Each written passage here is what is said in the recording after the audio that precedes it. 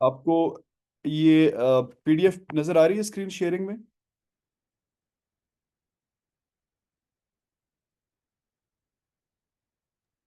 जी sir, आ रही है। Yes sir. अच्छा जी, चलिए जी स्टार्ट करते हैं फिर। लास्ट टाइम हमने क्या किया था कि हमने हाइपोथेसिस के बारे में पढ़ा था, और फिर हमने जो टेक्सटाइल सेक्टर वाली एग्जांपल थी उस पर काफ़ी डिस्कशन की थी, और आखिर में हमने चार पांच हाइपोथेसिस डिस्कस की थी, और हमने कहा था कि इसमें वो कौन कौन से करेक्टरिस्टिक्स हैं, ये मेजरेबल हैं कि नहीं, ये वाले सात करेक्टरिस्टिक्स हमने इनके अंदर देखने की कोशिश की थी, टेस्टेबल है या नहीं, रेलेवेंट, स्पेसिफिक वगैरह। आज उसी से हम आगे बढ़ेंगे, और हमारा आज का टॉपिक है ऑपरेशनल डेफिनेशंस एंड मेजरमेंट्स। तो पहले हम देखेंगे ऑपरेशनल और कॉन्सेप्चुअल डेफिनेशंस क्या होती हैं। लेट्स सी कि हम कहाँ तक जाते हैं, और फिर उसके बाद देखेंगे कि चीज़ों को मेजर कैसे किया जाता है। तो ये जूम की मीटिंग जो है ये 40 मिनट बाद ख़त्म हो जाती है। तो जब ये हमारी मीटिंग ख़त्म होगी तो आपने इसी लिंक को दोबारा इस्तेमाल करके रीजॉइन कर लेना, ठीक है जी?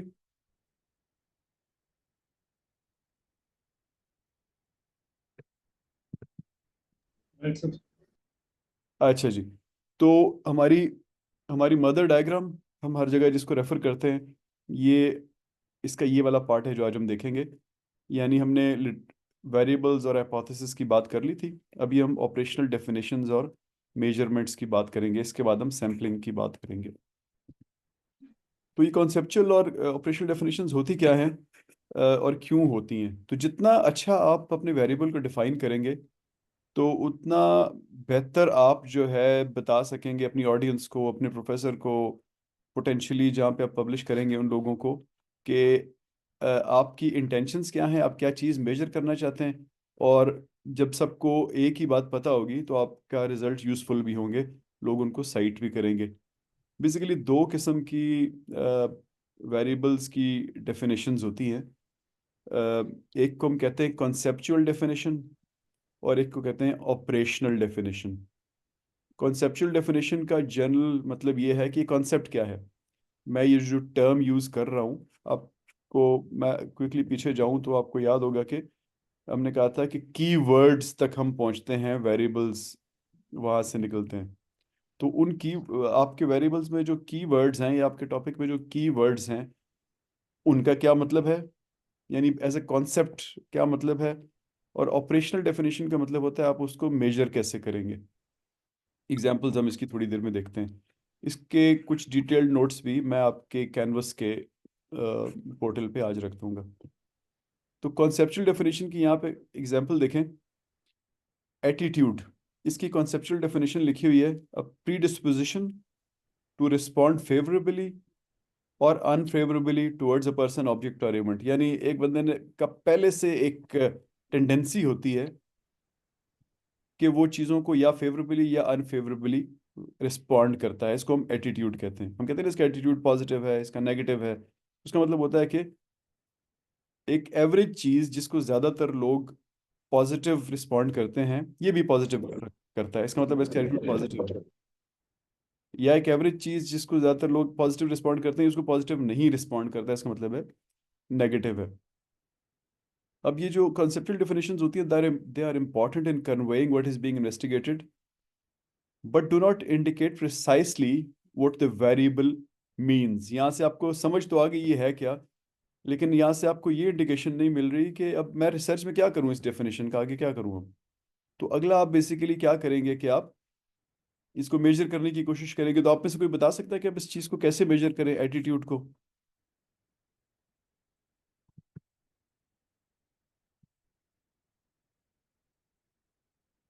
आमना, अरहमा, फरा, हमना, अवैस, साद, साद, मारिया, मायरा, सादिया, शुएब, ताबिंदा, ज़िया।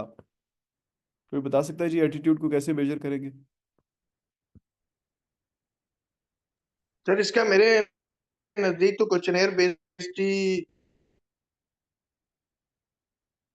काम हो सकता है कि भाई काम कर रही है। हाँ, कोई क्वेश्चनर होगा, लेकिन मतलब क्या वो उस क्वेश्चनर में किस नेचर, क्या क्वेश्चन किस नेचर का होगा जनरली स्पीकिंग? एटीट्यूड हम मेजर कर रहे हैं ना, तो किस नेचर का होगा?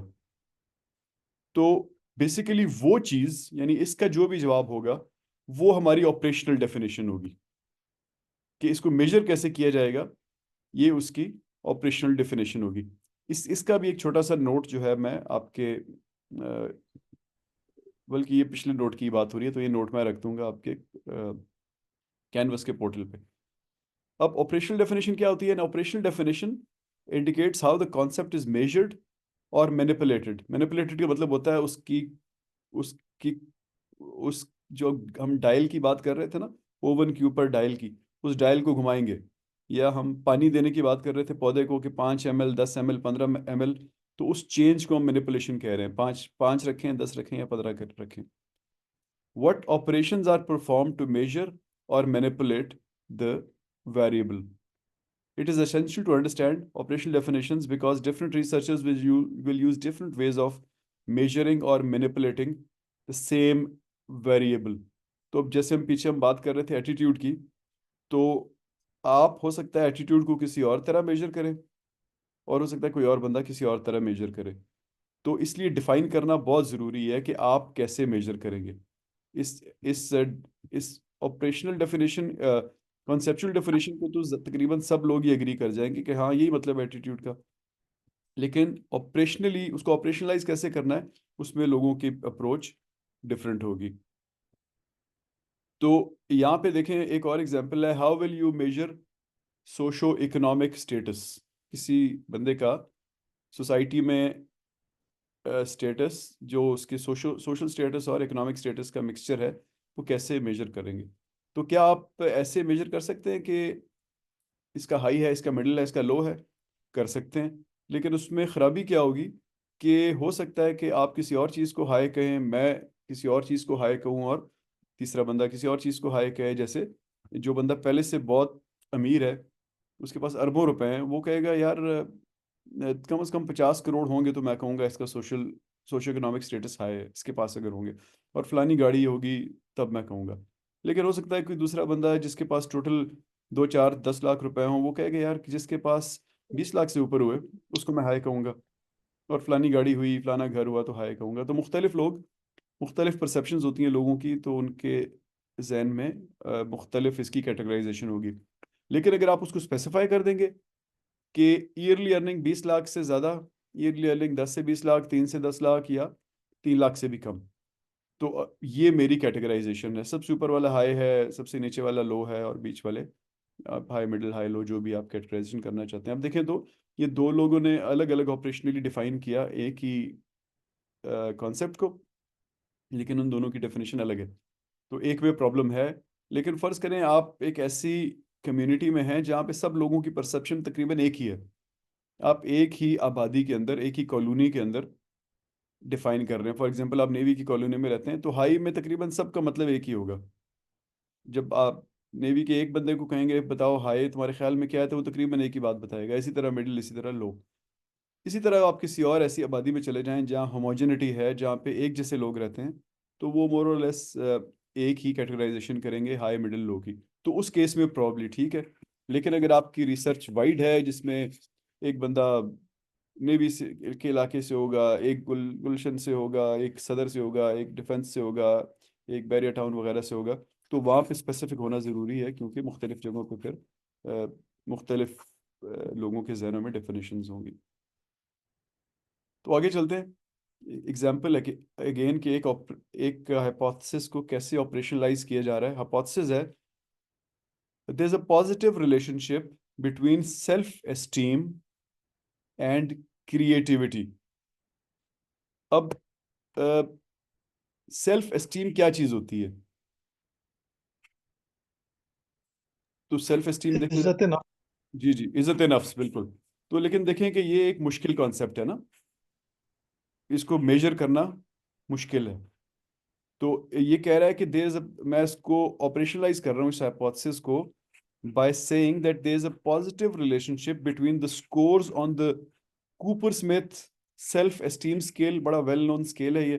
इसका आप जवाब देते हैं तो वो आपको रेट कर देते हैं कि आपकी सेल्फ एस्टीम इतनी है। And the scores on Torrance test of creative thinking. और नीचे लिखा हुआ है This statement indicates the researcher has selected these operational procedures as the most valid for the two variables. तो ये इतने वेल नोन टूल्स हैं या प्रोसीजर्स हैं कि इसके थ्रू आपके कॉन्सेप्ट भी डिफाइन हो जाएगा कि मैं सेल्फ एस्टीम को और क्रिएटिविटी को कैसे देखता हूँ। इसी तरह आगे एक और एग्जाम्पल है सेल्फ कॉन्सेप्ट, यानी self concept is more or less self esteem.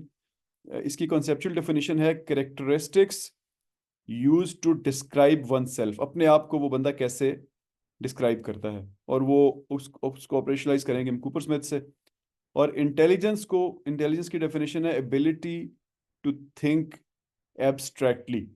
अब देखें, ये डेफिनेशन आपने शायद पहले कभी ना सोची हो ना। आप बताएं जी, अगर आप इंटेलिजेंस को मेजर करना चाहेंगे तो कैसे मेजर करेंगे? आमना, तुम्हारा नाम सबसे ऊपर लिखा हुआ है, तुम बताओ।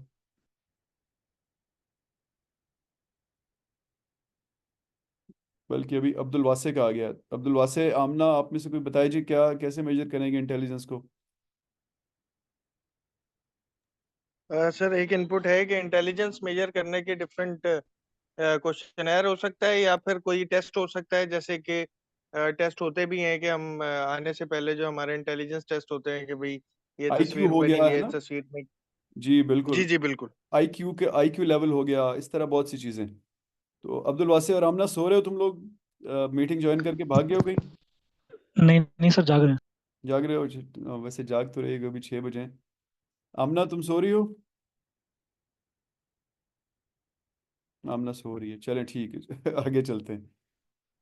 तो यानी आप देखें कि जैसे अभी इन्होंने कहा, ओवैस ने, कि मैं इसको किसी आईक्यू स्केल पे मेजर कर लूंगा या एक प्री डिफाइंड इंटेलिजेंस का कोई क्वेश्चनर बना लूंगा, उस पे जितने नंबर आए वो उससे मैं फैसला करूंगा कि इसकी इंटेलिजेंस कितनी है। ये कह रहा है जो हमारा एग्जाम्पल है कि मैं एबिलिटी टू थिंक एब्स्ट्रैक्टली को इंटेलिजेंस समझता हूँ, और ये सैनफोर्ड बिने टेस्ट जो है, ये वाला मैं यूज़ करूंगा देखने के लिए कि बंदा इंटेलिजेंट है या नहीं। तो अब आप यू कैन इमेजिन कि ये रिसर्च जो है, ये किसी मैथमेटिकल सिचुएशन में नहीं हो रही, किसी यूनिवर्सिटी के मैथमेटिकल डिपार्टमेंट में नहीं हो रही, वरना वो एब्स्ट्रैक्शन को इंटेलिजेंस ना कहते हैं ना। तो जो इंटेलिजेंस को एब्स्ट्रैक्शन से रिलेट कर रहा है, इसका मतलब है वो प्रॉब्ली किसी क्रिएटिव राइटिंग की कोई इन्वायरमेंट है, कोई फिल्म मेकिंग की कोई इन्वायरमेंट है, कोई मीडिया से रिलेटेड इन्वायरमेंट है, अ, कोई क्रिएटिव और किसी क्रिएटिव चीज़ से रिलेटेड कोई कोई पेंटिंग या इस तरह से रिलेटेड कोई इन्वायरमेंट है जिसमें वो इंटेलिजेंस को ऐसे डिफाइन कर रहा है। अच्छा जी, अगली चीज़ है मेजरमेंट स्केल्स। मेजरमेंट स्केल बहुत सी तरह के होते हैं, 4 बड़े बड़े इसकी कैटेगराइजेशंस हैं। एक होता है नॉमिनल स्केल, जिसमें आप वेरिएबल्स के मुख्तलिफ लेवल्स के नाम रख लेते हैं। जैसे व्हाट इज़ योर जेंडर, तो ना जवाब है मेल, फीमेल या मैं नहीं बताना चाहता। तो इन तीनों को आप रैंक नहीं कर सकते। आप ये नहीं कह सकते कि नहीं फीमेल कोई कहेगा तो ज़्यादा अच्छा जवाब है, या मेल कहेगा तो ज़्यादा अच्छा जवाब है। यानी इनमें नंबर 1 और नंबर 2 कोई नहीं है, इनके नाम है। ये नॉमिनल बना है नॉम से। नॉम ऑब्वियसली आप ये रोमन वर्ड जिसका मतलब नाम होता है। तो नॉमिनल स्केल यानी इसमें नाम होंगे, और हमें ये नहीं पता कि अच्छा कौन सा बुरा कौन सा। विच phone do you use, Apple, Samsung, Oppo वगैरह, कुछ भी, क्यू मोबाइल, कोई भी। तो अब इनमें हम ये नहीं कह रहे कि इनमें से कौन सा अच्छा है, बस ये नाम है, नाम में से किसी एक को आपने टिक करना है। इस स्केल को कहते हैं नॉमिनल स्केल। ऑर्डिनल स्केल ऐसा होता है, वो नेम्ड ही होते हैं लेकिन वो एक ऑर्डर में होते हैं। जैसे how satisfied are you with our services, how happy are you with so and so arrangement. तो 1 पे है वेरी सेटिस्फाइड, दूसरे में लिखा है सेटिस्फाइड, तीसरे में न्यूट्रल, चौथे में अनसेटिस्फाइड, पांचवे में वेरी अनसेटिस्फाइड। अब ये नॉमिनली है, ये भी नाम ही है, लेकिन ये एक पर्टिकुलर ऑर्डर में है। वेरी सैड लो को रिप्रेजेंट कर रहा है, हाईएस्ट को रिप्रेजेंट कर रहा है, और वेरी अनसैट लोएस्ट को रिप्रेजेंट कर रहा है। आप इसको उल्टा भी कर सकते हैं, पहले वेरी सैड कर लें और आखिर में वेरी अनसेट कर दें, या पहले वेरी अनसेट कर दें और आखिर में वेरी सेटिस्फैक्टरी कर दें। तो पहले वाले दोनों नाम ही होते हैं, नॉमिनल में वो ऑर्डर्ड नहीं होते, ऑर्डिनल में वो ऑर्डर्ड होते हैं। फिर तीसरी जो कैटेगराइजेशन है, तीसरा जो स्केल है वो है इंटरवल स्केल्स। ये नेम्ड होते हैं, ऑर्डर्ड भी होते हैं, और इनके दरमियान का डिस्टेंस भी मेजर किया जा सकता है। जैसे what is your family income, तो जैसे पीछे हमने देखा मीडियम लो हाई, तो वो नाम भी हमने रखे हुए हैं, ऑर्डर भी है कि लो वाला नीचे होता है, और इसके दरमियान में भी हम फर्क कर सकते हैं कि लो वाला कौन सा है, हाई वाला कौन सा है, और मीडियम वाला कौन सा है। What is the temperature in your city. इसी तरह लेकर्ट स्केल, ये जो आपके पास ये जो ऊपर ऑर्डिनल में वेरी सैड, सैड, न्यूट्रल, अनसैड और वी सैड लिखा हुआ है, अगर आप इसको 1 2 3 4 5 कर दें तो ये लेकर्ट स्केल बन जाएगा। यानी on a scale of 1 to 7 my satisfaction level is 7, और 4 और 5, तो वो लेकर्ट स्केल बन जाएगा। और आखिरी जो स्केल है उसको कहते हैं रेशो। अब रेशो में बहुत सारे बहुत बहुत पॉसिबल एंट्रीज होती हैं, नेम्ड भी होते हैं, ऑर्डर्ड भी होते हैं। ऑर्डर एंड डिस्टेंस में मेजर किया जा सकता है, और they can accommodate absolute zero as well. यानी कि इसमें अ, सिफर की एंट्रियां भी आ जाती हैं। ऊपर आप देखें तो उसमें सिफर की एंट्री नहीं होती। तो इस एग्जाम्पल लिखे हुए what is your weight in KG, तो आप नंबर 1 50 से कम कम, अब किसी का जीरो भी है वेट तो वो भी इसी में आएगा, ज़ाहिर है जीरो किसी का नहीं होगा। फिर नंबर 2 में 51 से 70, नंबर 3 में 71 से 90। इसी तरह आप किसी की इनकम पूछना चाहते हैं तो आप उनको ब्रैकेट्स दे सकते हैं। इसी तरह आप कोई और ऐसी चीज़ पूछना चाहते हैं जो मैथमेटिकली मेजर हो सकती हो, तो आप उसको रेशो स्केल इस्तेमाल कर रहे हैं। अब ये इन चारों स्केल्स की यहाँ पे एक कह लें कि एक कैटेगराइजेशन है कि इसके अंदर क्या क्या मिलता है आपको। तो सीक्वेंस ऑफ वेरिएबल्स स्टैब्लिश हो जाती है नॉमिनल के अलावा सब में। नॉमिनल में नहीं होती क्योंकि वो आपने सिर्फ बताना है कि आप मेल हैं, फीमेल हैं, आप पेशावर में रहते हैं या कराची में रहते हैं, इससे ये नहीं पता लगता कि सीक्वेंस क्या है। कोई भी ऊपर भी हो सकता है, नीचे भी हो सकता है। मोड, मोड आप समझते हैं क्या होता है। मीन, मीडियन, मोड में मोड जो है वो सबसे ज्यादा रिपीटेड नंबर को कहते हैं। यानी अगर मेरे पास डेटा है 1 2 3 3 7 5 3 7 9 4, तो इसमें 3 सबसे ज्यादा रिपीट हुआ है, 3 बार आया है।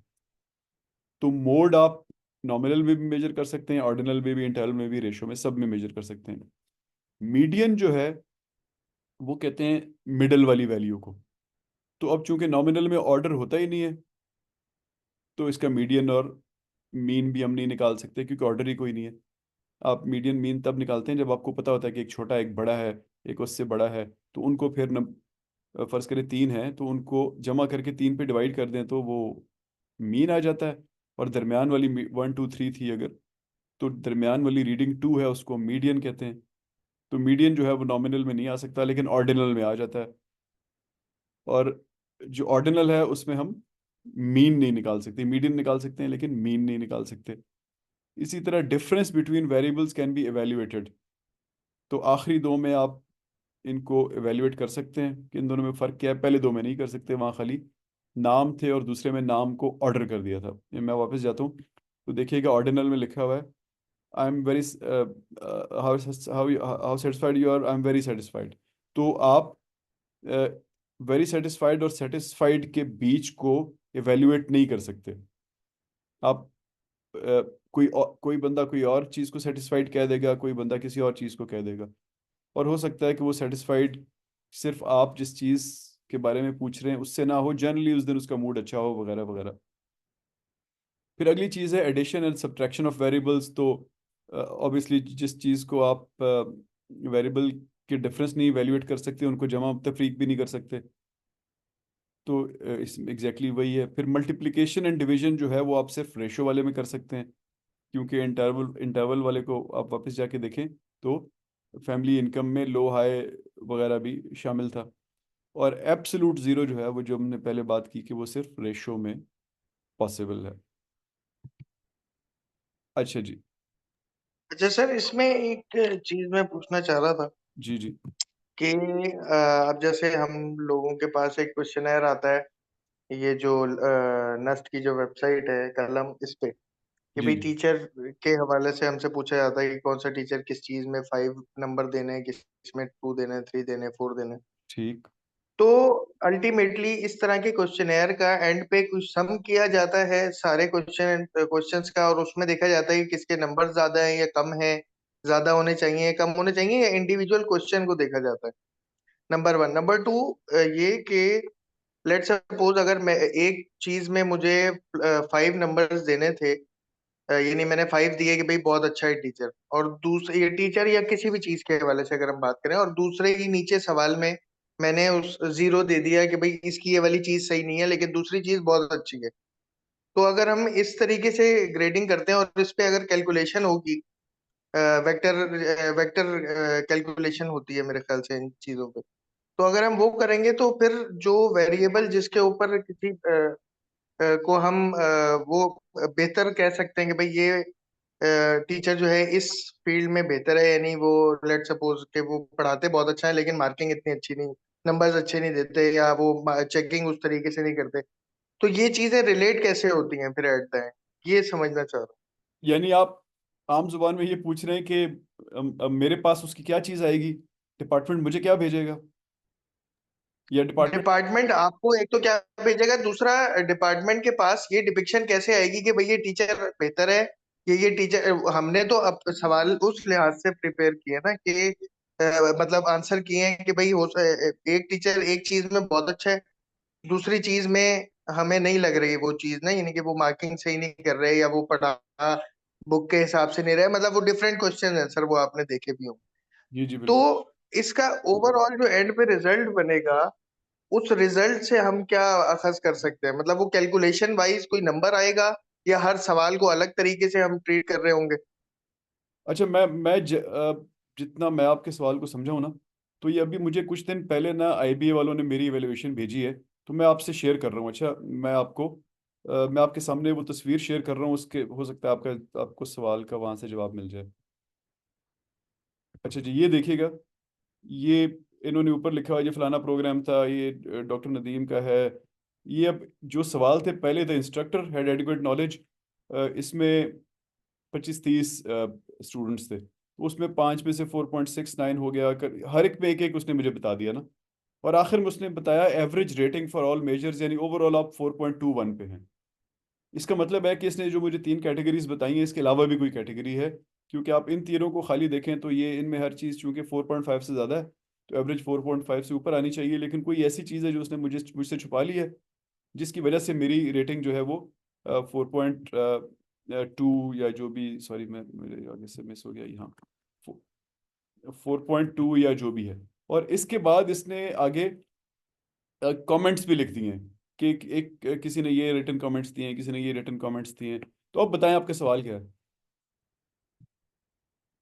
बस सर कुछ हद तक तो आंसर हो गया है कि हम कैटेगराइज करेंगे हर सवाल को, हर सवाल की कोई कैटेगरी होगी, उस जी। कैटेगरी में वो लाई कर रहा होगा कि भाई +5, यानी कि अगर नंबर ज्यादा है तो वो बेहतर है, और अगर नंबर कम है तो वो बेहतर है। या हाँ तो ऐसे है कि मैं उस तरीके से समझा नहीं पा रहा सवाल अपना, तो ये है कि वो फिर हम नेक्स्ट क्लास में इंशाल्लाह इसको एक दफा और देख लेंगे। हाँ, ठीक है, चलें, अच्छी बात है, सही है, क्योंकि ऑब्वियसली ऑनलाइन में थोड़ा सा मसला होता है, सिर्फ ऑडियो आ रही होती है, वीडियो नहीं आ रही होती है ना, तो उससे जी ऐसे ही है। समझ नहीं आती है। बिल्कुल ठीक है जी। अच्छा जी, तो ये अब आपको पीडीएफ नजर आ रही है दोबारा।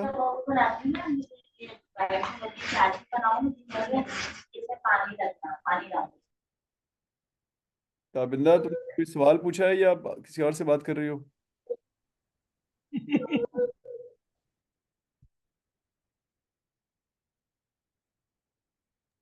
सर मैं तो म्यूटेड थी, किसी और की आवाज आ रही थी, अब्दुल किसी और की मुईद आवाज की। नहीं, अच्छा ठीक है, सही है। सही है, ठीक है। अच्छा जी, आगे चलते हैं।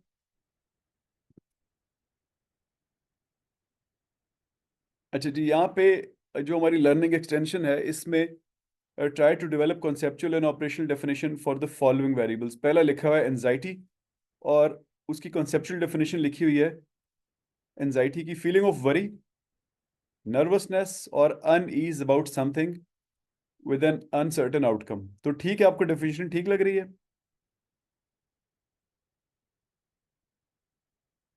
जी सर, काफी उसमें जी तो सर, सही है, मतलब एंजाइटी इसी वजह से ही होती है, या ये यही उसकी ठीक है। रीजन है। अब आगे उसने ऑपरेशनलाइज उसको ऐसे किया हुआ है, ask people how anxious they are feeling, SUDS scale पे। अब ये सुड स्केल होता है, इन्होंने 0 से 100 तक का एक स्केल बनाया हुआ है। 0 से 10 एक होता है, फिर 10 से 20। 0 से 10 उसको कहते हैं जो जो सो रहा होता है बेसिकली, कि वो बिल्कुल सुकून में होता है। फिर 10 से 20 उसको कहते हैं जो थोड़ा ड्राउजी सा और मज़े में होता है। 20 से 30 को ऐसे डिफाइन किया हुआ है कि जो somebody taking a walk in trees और अच्छे मौसम में कर रहा है। फिर इस तरह बढ़ाते बढ़ाते वो आखिरी बंदा वो होता है जो बिल्कुल इस वक्त जो है ना छत से छलांग लगाने के लिए तैयार है, और अपने आप को खुद असेस करते हैं वो। फिर आगे लिखा हुआ है मेजर फिजियोलॉजिकल रिस्पॉन्स, यानी आप उससे कोई सवाल पूछें और उसके देखें वो फिजियोलॉजिकली उसको कैसे रिस्पॉन्ड कर रहा है, उसकी आंखों में से क्या लग रहा है, उसके मुंह से क्या लग रहा है, उसकी टोन से क्या लग रहा है, और उसकी बॉडी लैंग्वेज से क्या लग रहा है वगैरह। And observe their behaviour, specially escape and avoidance, कि वो जान छुड़ाना चाह रहा है या चीज़ों को अवॉइड कर रहा है। तो इससे वो कह रहे हैं कि हम इसको ऑपरेशनलाइज करेंगे। तो आप कोई कमेंट करें ना इस पे कि इन्होंने ठीक ऑपरेशनलाइज करने की कोशिश, कुछ और हो सकता है।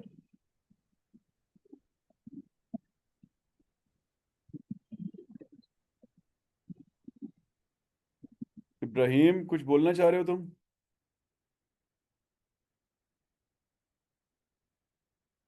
नहीं? अच्छा जी, कमेंट करें जी, बताएं। सर स्केप एंड अवॉइडेंस का क्या मतलब हुआ? मतलब observe their behaviour, escape and avoidance specially. Escape का मतलब होता है कि वो इस सिचुएशन से निकलना चाह रहा है ना, और अवॉइडेंस का मतलब होता है कि कन्फ्रंट नहीं, मतलब इसको फेस नहीं करना चाह रहा, कहीं इस चीज को सही सर, सही। अवॉइड करना चाह रहा है। राइट। तो ये सही है कि नहीं? ऑपरेशनलाइज ठीक किया हुआ इन लोगों ने कि नहीं? सर लग तो सही रहे। सर हम्म। एक और एग्जांपल करते हैं तो शायद अंदाजा होगा इससे आगे। चले एक और एग्जांपल देखते हैं। हेल्पफुलनेस का बताइए जी, हेल्पफुलनेस की डेफिनेशन क्या होगी? बल्कि आगे कुछ लिखी हुई है, पहले इनको देख लेते हैं। ये हमारी जो कोर्स एग्जांपल थी ना, जिसमें हम कह रहे थे कि सस्टेनेबल बिजनेस, फीमेल एंटरप्रेन्योर्स का इन टेक्सटाइल सेक्टर, और वो कौन कौन से फाइनेंशियल बैरियर्स को फेस कर रही हैं। तो सस्टेनेबल बिजनेस के आगे लिखा हुआ है, the SME owner is making enough profit to meet her family's financial requirements for more than 1 year. ये कॉन्सेप्चुअल डेफिनेशन है। अब हो सकता है कि आप इसको चेंज करना चाहें, कोई और कॉन्सेप्चुअल डेफिनेशन लेना चाहें, आप लाएंगे तो फिर आपकी रिसर्च बदल जाएगी। ऑपरेशनल में लिखा हुआ है, इसको ऑपरेशनलाइज ऐसे किया है, profit for business is more than families financial requirements, number 1। और number 2, this level of profit is being made for more than 1 year. ये दो चीजें, पहले मुझे बल्कि एक ही बात बताएं, मुझे मुझे बताएं कि ये दोनों चीजें इजीली मेजरेबल हैं?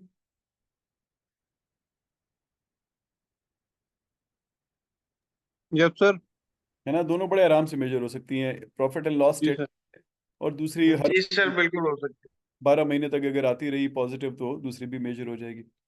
अब फाइनेंशियल बैरियर्स में लिखा हुआ है, the SME owner is facing challenges in assessing sources in, sorry assessing नहीं होना चाहिए, एक्सेसिंग होना चाहिए, एक्सेसिंग सोर्सेज ऑफ क्रेडिट। यानी बैंक से कर्जा लेना, या अपने किसी रिश्तेदार से कर्जा लेना, या अपने माँ बाप से कर्जा लेना, या वेंचर कैपिटलिस्ट से कर्जा लेना में उसको प्रॉब्लम आ रही है। अब इसको मेजर कैसे करें? पहला लिखा हुआ है सोशल चैलेंज। पहला सोशल चैलेंज है, interest is considered a taboo. Interest लेना ही बुरा समझा जाता है, लोग बैंक से पैसे ही नहीं लेते, तो ये मैडम भी नहीं लेना चाह रही। Interaction with males is not approved by family oblique customers. तो अब ये किसी मेल फैमिली मेंबर से मांग भी नहीं सकती, मामू ताया चाचा से, फैमिली को पसंद नहीं है। और ये वेंचर कैपिटलिस्ट भी किसी मेल से नहीं मांग सकती, क्योंकि पसंद नहीं है लोगों को इसकी फैमिली में, सोसाइटी में। आगे लिखा हुआ है, regulatory challenges unable to meet guarantee requirements, क्योंकि ज़्यादातर प्रॉपर्टी मर्दों के नाम पे होती है घरों में। ये खातून कर्जा लेने जाती है बैंक से, वो कहते हैं कोई कोलेटरल रखो, मॉर्गेज रखो वगैरह। ये कहती है मेरे नाम पे तो कुछ है ही नहीं, सब कुछ भाई मामू अबू के नाम पे है, तो वो कर्जा नहीं ले सकती। तो अब इस पे ज़रा कमेंट करें फाइनेंशियल बैरियर पे, कि कॉन्सेप्चुअल डेफिनेशन ठीक है कि नहीं, और जो ऑपरेशनल डेफिनेशंस हैं ये कॉन्सेप्चुअल से रिलेटेड हैं कि नहीं, और मेजर हो सकती हैं कि नहीं। तो पहले बताएं, कॉन्सेप्चुअल डेफिनेशन ठीक है कि नहीं? कि फाइनेंशियल बैरियर का मतलब है सर ये जो रेगुलेटरी चैलेंजेस हैं इसको थोड़ा सा डिफाइन कीजिएगा। रेगुलेटरी चैलेंज को इसने आगे ब्रैकेट में लिखा हुआ है कि जब भी आप बैंक से कर्जा लेने जाते हैं तो बैंक कहता है ठीक है हम आपको कर्जा दे देते हैं, आप अपने घर के कागजात रखवा दें। वो जब कागजात रखवाने जाती है तो घर उसके नाम पे ही नहीं होता, बैंक वाला कहता है ये तो आपके नाम पे नहीं है, इसके बदले तो हम कर्जा नहीं देंगे। घर नॉर्मली हमारे अनफॉर्चुनेटली हमारी सोसाइटी में ऐसा होता है ना कि प्रॉपर्टी ज्यादातर मर्दों के नाम पे रखी जाती है। तो उस चीज को कह रही है कि अब चूंकि प्रॉपर्टी उसके नाम पे नहीं है, वो कोलेटरल नहीं रख सकती, तो उसको कर्ज नहीं मिल सकता।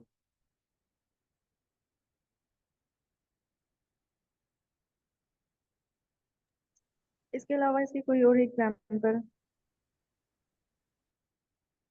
ये आजकल तो इसकी कोई एग्जांपल नहीं है, लेकिन आज से कोई 100 एक साल पहले ना फाइनेंशियल ट्रांजैक्शंस खवातीन कर ही नहीं सकती थी, अलाउड ही नहीं था उनको।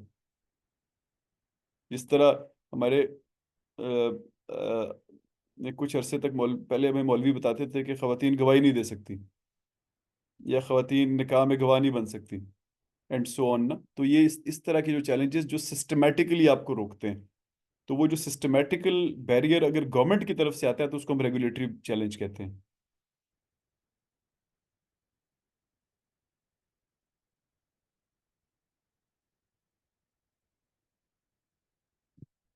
ठीक है जी, समझ आई कुछ?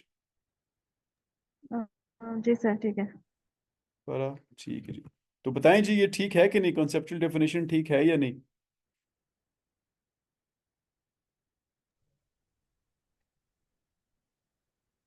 सर कॉन्सेप्चुअल तो सर ऑपरेशनल बता रही है, ऑपरेशनल में हम इसको मतलब कैलकुलेशन पे कैसे लेके आएंगे, मतलब इसको हम वो कैसे करेंगे, सर नंबर्स में ऑपरेशनल कैसे? ज्यादा पर्टिनेंट है ऑपरेशनल डेफिनेशन।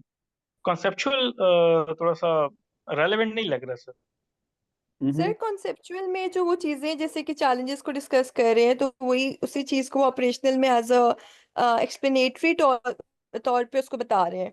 और जैसे कि डेमोग्राफिक्स का उन्होंने डिस्कस किया और वहां पे आगे ऑपरेशनल में उसी चीज को ही वो एज एलिब्रेट करके हमें बता रहे हैं, तो आई गेस रिलेट कर रहे हैं एक दूसरे से। तो इसका ये सही हमना ने सही बात की है कि देखिए कॉन्सेप्चुअल डेफिनेशन चेंज हो सकती है सबकी ना। आप फाइनेंशियल बैरियर को एज अ कॉन्सेप्ट अपने हिसाब से समझेंगे।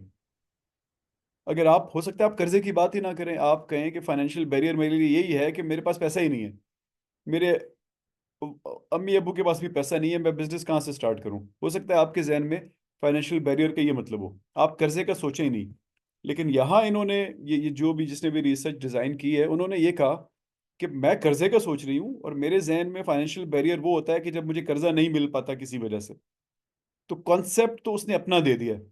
वो आप हो सकता है आपको सही ना लग रहा हो, आप कुछ और दे दें तो आपकी रिसर्च किसी और शेप में चली जाएगी, इसकी किसी और शेप में, लेकिन देना जरूरी है ताकि पढ़ने वाले को पता चले कि आप क्या चीज असेस करना चाहते हैं।